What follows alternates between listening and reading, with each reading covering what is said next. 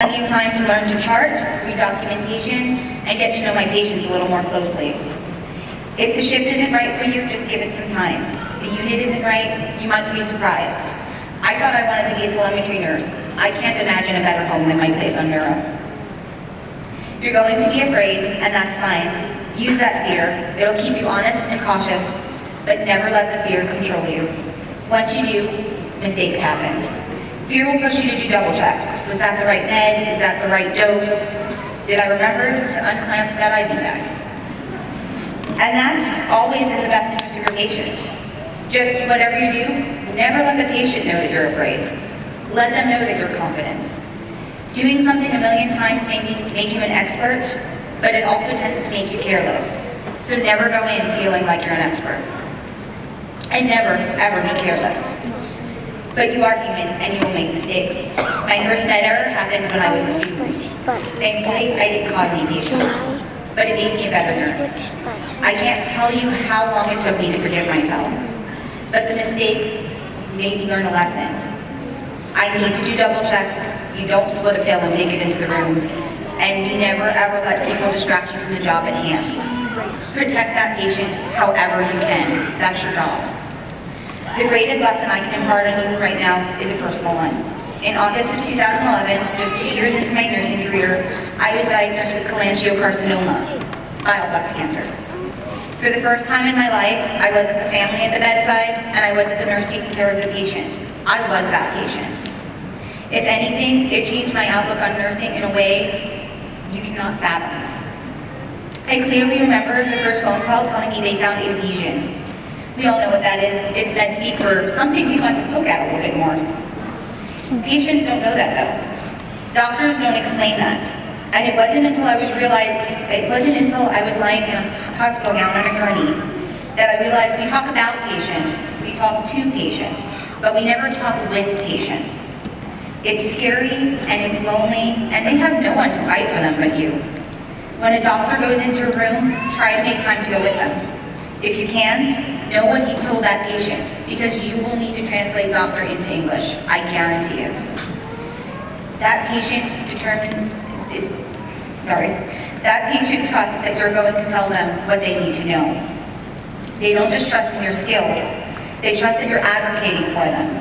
How can they answer questions and ask questions when they're still hearing words like cancer, heart disease? They're so focused, so tunnel visioned, that all they hear is that they may die. You need to be the one to ask those questions for them. You need to have those answers, because when the dust settles, you're the one who's going to be answering them. My primary care doctor told me I had a virus, give it 2 weeks and it would go away. If I hadn't been a nurse, I might have believed her. I found a different doctor and got a second opinion. I knew how to advocate for myself, but I run into many patients that have no idea on how to do just that. Despite chemotherapy, I pushed through side effects to return to my nursing unit and fight for my patients. I was able to be more understanding, more compassionate, and more nurturing because I knew what it was like to be in pain and need somebody to believe me.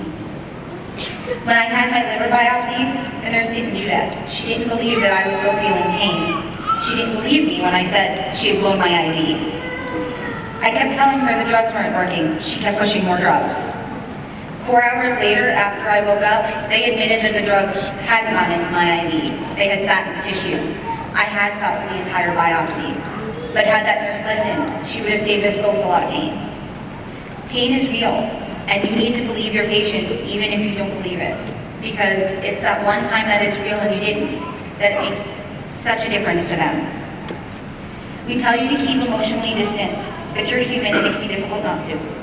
The best nurses I've encountered didn't remain distant.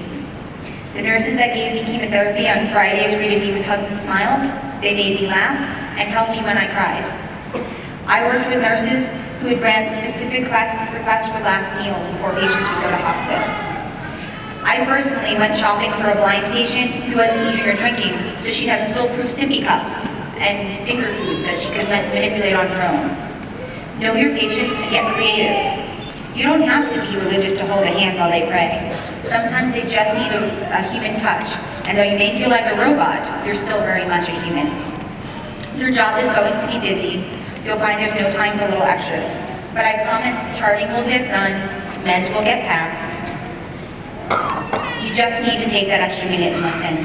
To understand and to advocate will mean the world to your patients. It may also mean that you just helped to save a life. I did my best not to lecture you tonight.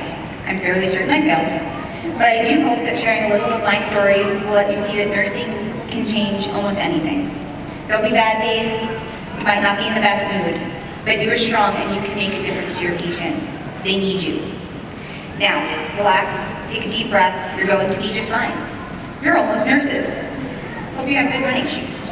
Congratulations, class of 2012. You did it.